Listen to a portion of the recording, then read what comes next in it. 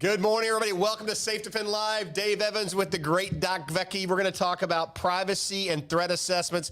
And folks, I'm going to tell you something. If you want to keep your kids safe, then you need to make some really tough decisions about how you're going to do that. People scream privacy all the time, and I'm a big privacy advocate, and I get it. But there's a but. But if I own a company and people have my computers that I give them, there's a good chance I'm going to monitor what they're doing on those computers because it's beneficial or detrimental to my business. I think we should treat our school tools that are issued by the schools in the same manner. I know parents that monitor their children's communications on Snapchat and TikTok and you name the app, because they're smart parents and they're children and they need to be monitored because they do stupid stuff. Well, we're talking about saving children's lives, building a system that will prevent the next mishap before the shooting starts. And one of the things you've got to think about as a parent is, what am I willing to give up for my child to ensure they're safe at school? Is that fair, Doc? That's awesome. Yeah, absolutely. Couldn't say it better myself, Dave, as usual. You did a beautiful job. So you're talking about, security and things like this. And I had an incident or an experience here very recently, just this past week, that I just really thought was interesting to show. You talked about, the importance of privacy. And, I think, the law is pretty clear, I think, out there, right? I think it is. That if your company or school owns a computer and you give it to an employee or a student, right, then you have automatic right, or there's nothing wrong. I don't call it a right, but there's nothing wrong with you monitoring it, right? And you're monitoring it for, safety reasons, for, things that would get people in trouble. Like, for example, kids, right? You can give them a laptop, and they're going to do what they're going to do on it. They're going to go on social media. They're going to, go to different sites and things like this. And we all know how that is so dangerous and how influential, the internet, social media sites, influencers, getting a like versus not getting a like, and how that affects, the students, right, and their well-being. And a lot of that drives to a lot of crisis, bullying, as well as, getting them started on that pathway to violence. So, last week we touched a little bit on the AI thing, how important that was. And the emphasis last week was, AI as a way to kind of identify, kids who you may not be on your radar yet. Okay. And kind of had that experience this past week. So I was at a school, and it was a 7th to 12th grade school. I was sitting with the security guy, and we were talking about threat assessment. We were talking about, the technology that they're currently using to try to prevent violence, or at least identify, some indicators, right? And so he has a couple programs that they decided to purchase and use on their computers. Now, in this school, they give their computers out to the students, right? And they have a couple programs on there. One monitors every site the kid goes to, right? And of course, certain sites are blocked, like pornographic sites and things like this, right? And there's certain things that they absolutely can't get through on, right?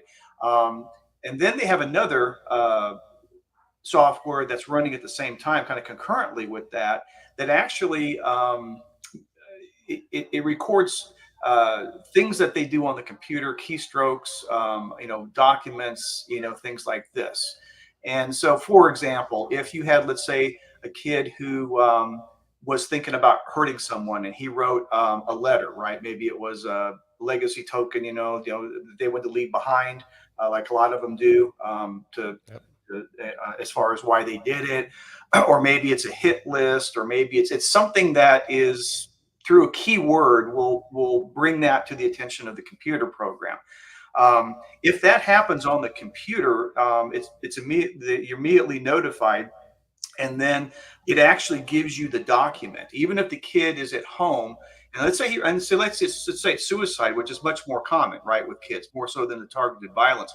He writes a suicide note, and that note can be accessed. First of all, it can be, you can get notification of that, have access to that if it's on the school computer, so you can jump in to try to, prepare, or I'm sorry, to prevent a possible suicide, so you can start talking to that kid, right? All really, really good tools, right? And what was really amazing is I actually experienced it. I've never experienced this before. I've heard about it, never experienced before. So as he was there showing me their security and how this stuff works on the computers that the kids have, right? There was an alert that popped up, and we got an immediate snapshot of a chat that was going on at the time, at that very moment, between a student who was in one of the classrooms. It was a 16-year-old student, and this student was talking to a friend of hers outside of the school, certainly outside. I don't even know who it was, but it was outside of the classroom. And this student was saying about how she was just about ready to beat up the teacher because the teacher wouldn't let her out because she was using certain words that I'm not going to say here, and that was part of the trigger for the key words that she was using. And that came up immediately. And the security guy was able to send someone in there to de-escalate that and prevent the violence. And absolutely incredible to watch that happen. It was completely unrehearsed. It wasn't an example. It wasn't a demonstration. It happened right there. The other thing that happened at that school, unfortunately, I had one student who wanted to take his life, wanted to commit suicide. And he actually jumped off of a I think it was about 4 or 5 stories up. He didn't die, but he's in very, very bad shape. And that was all captured on camera. And of course, this was way after the fact, that you could watch the video. But the video is very, very clear if you watch it. Very clear suicidal, pre-suicidal behaviors. He gets a hall pass, and he walks out, and he walks outside in the hallway, and he goes to the area where the balcony is, and he is, all slumped over. He's pacing back and forth, all indications that, he's, distraught, and, he's trying to build his courage up, or his nerve up, to jump, right? And then finally, without any hesitation, he just jumps over the railing, 100% committed to killing himself. And then, of course, we could watch that on the video.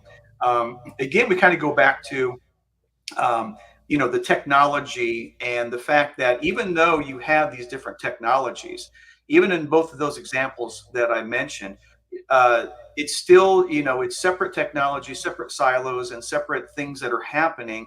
And if you're not lucky enough to be there or be notified right when it's happening, that causes a delay, like the suicide. And so, going kind of back to how you can expand this capability through AI, for example, we talked about last week, right?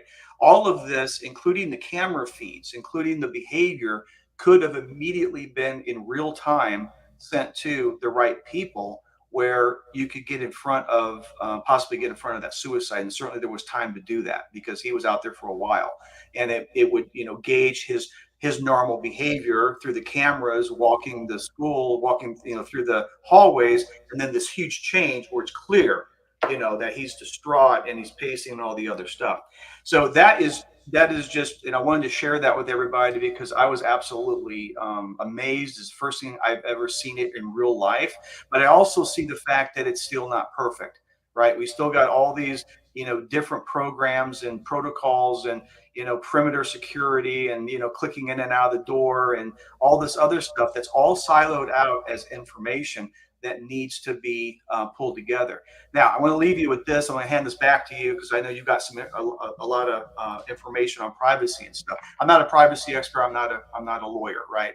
But what I do understand is that in most cases, right, in most laws, and you got to watch this, right? In most laws, if you are giving a computer or access to someone, whatever that is, and you own the access as their employer, okay, or as their steward, or their supervisor, or the teacher, right, the school that's there watching the kids for them, typically that's perfectly legal. And I would highly recommend you explore all of these technologies to add then to the basic threat assessment approach that we take as far as bystander behavior.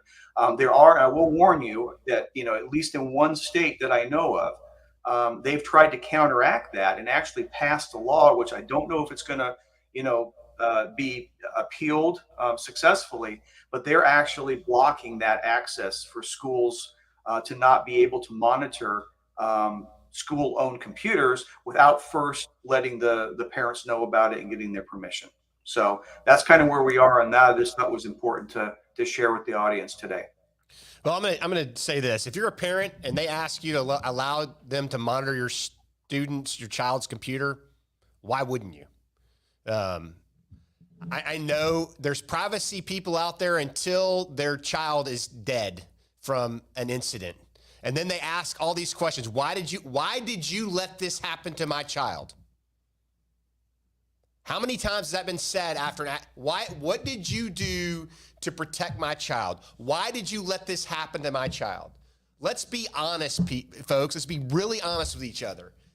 If we want to prevent these incidents, then we have to get on the left side of this. We have to start doing threat assessments. We have to start taking care of our kids. We have to start getting them the help they need so they don't go down the path to violence and they don't take an action that can't be reversed.